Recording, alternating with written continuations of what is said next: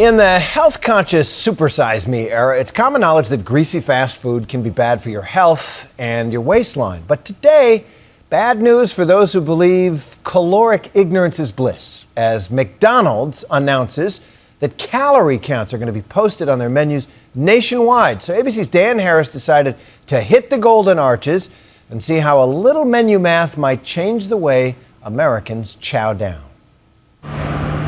Americans spend $100 billion a year on fast food. We consume 3 burgers a week on average. So will we start making healthier choices once McDonald's starts posting how many calories are in its meals, as they've just announced they will do beginning next week? This issue put us in the mood to do a little experiment. Step 1 of this experiment, I'm going to go in this McDonald's here in Lower Manhattan and make my dream order.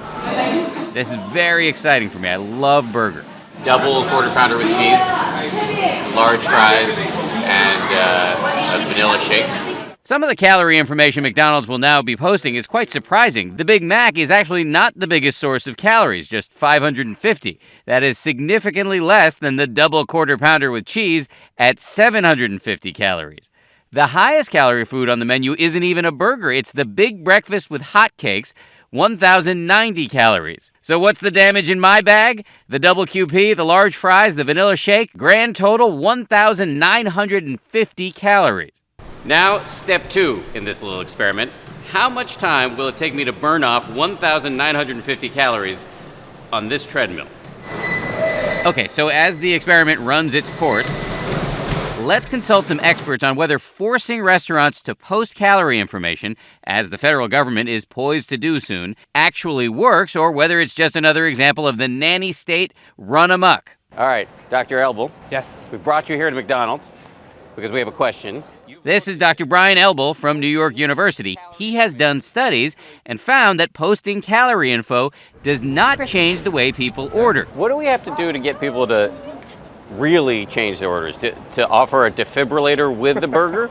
These unhealthy foods often really taste really good. We know that price is a huge factor. We know convenience is a huge factor. All of these things come into play when you're thinking about people's fast food orders. To be fair, there have been conflicting studies showing sometimes calorie info does have an impact, and Dr. Elbel says it may become increasingly effective over time.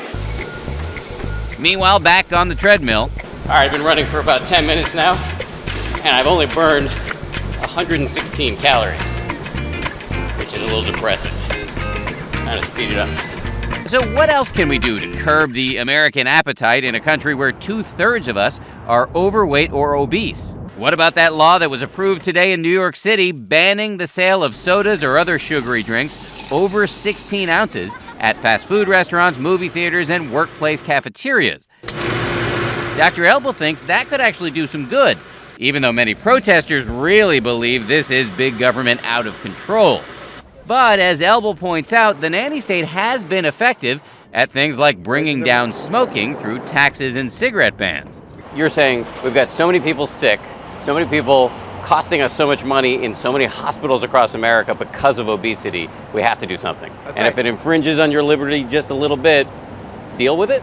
So it's a balance, right? And I don't think anyone's saying here that fast food restaurants can't exist, right? I don't think anyone's saying here that certain foods just cannot be sold at all. But to make changes that are subtle or a little more than subtle, that might shift your behavior a little bit. Finally, the results of our experiment. Okay, I'm at 30 minutes, nearly 400 calories, and I quit. At that rate, I would have had to run more than 2 hours, which is never going to happen unless I'm being chased. I'm not going to lie to you, it's a sobering statistic. I'm going to still eat the burger. For Nightline, this is Dan Harris on the treadmill.